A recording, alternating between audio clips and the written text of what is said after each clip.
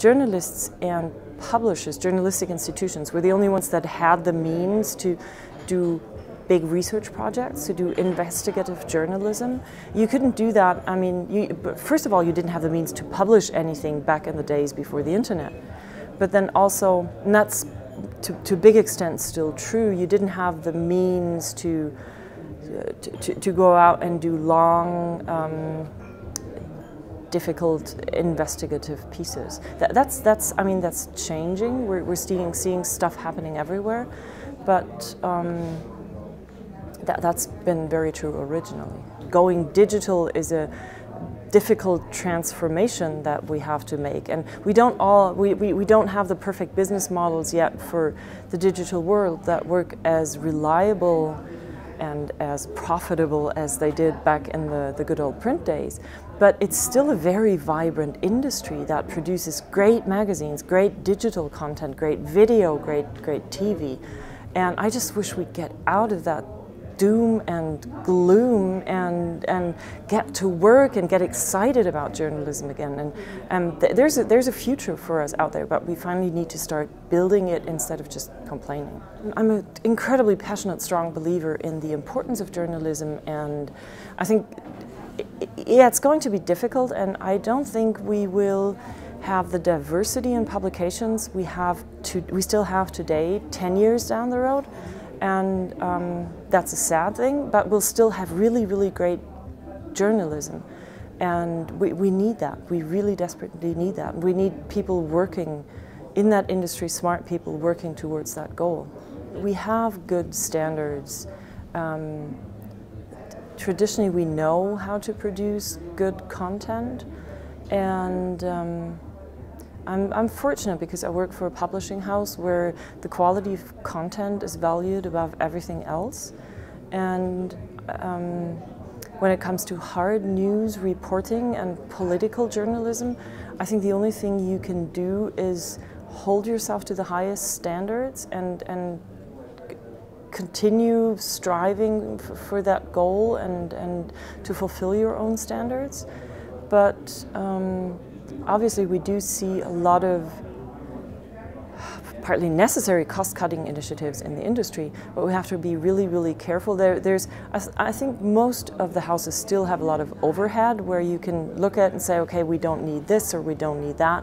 But you have to be really careful not to cut away the essential tools and that what you really, really need to produce good journalism. We're not all going to have a huge amount of foreign correspondence, but we do need foreign correspondence on the ground, especially and that's the high cost of it, in countries where there's a crisis, where we have to spend a lot of money to offer good protection to the people on the ground. But if we're not there, and this is a very broad we that goes from the New York Times and the Guardian and the BBC and public television Germany to the Spiegel and a whole bunch of other publications. But if we're not on the ground, if we rely entirely on sources, and if we don't have anybody fact-checking there, seeing for him or herself what's happening, I don't think that's a good thing. And in a world that's getting increasingly complex, we do need people on the ground who see for themselves what's happening, who talk to the people, who have the experience and the knowledge to sort through the ever-increasing amount of information that comes through social networks, which has, I mean, I'm not saying anything new here. Twitter, Facebook, they've become incredibly important sources for content, but we also need the people to know how to put it into perspective, and we still need the fact-checking departments. And I think we have to be really careful about not trying to cut corners there, but because that's essentially, for brands like ours, that's our brand promise. You can trust whatever we write, and if we make mistakes, and that's something we had to learn in the past years, that if we make mistakes, we don't just, you know, go back to our daily agenda, but we clear that up, we admit where we made a mistake, we make our own corrections, we're transparent about that. I think that's an important part of authority in a more connected, more transparent society as well. There's a fragmentation of authority. You don't have only, you know, like the BBC or the public or whatever TV stations and 2 or 3 news outlets that are the source of authority. You now have, that's also because you don't only have those big general interest mass media outlets, but you have small publications that cover only a smaller range of topics that have their niche, or you have individuals going solo or going out on a small team covering only one topic that they're real experts on, and those are authorities on their topic. And I think that's a good thing. It's an exciting time to do things in that area. For a long period of time, journalistic institutions have had such a natural authority that we can't take for granted anymore. We have to get up every single day and work to keep that authority, and part of that is what I mentioned earlier. We have to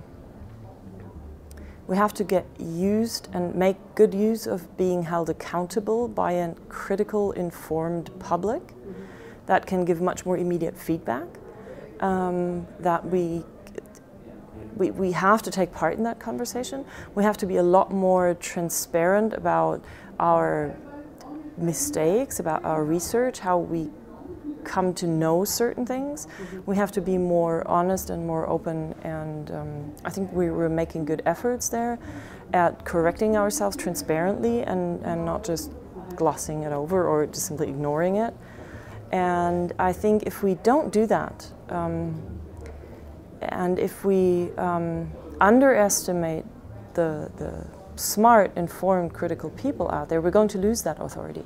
And we have to work a lot harder to keep that than we probably did have to in the past.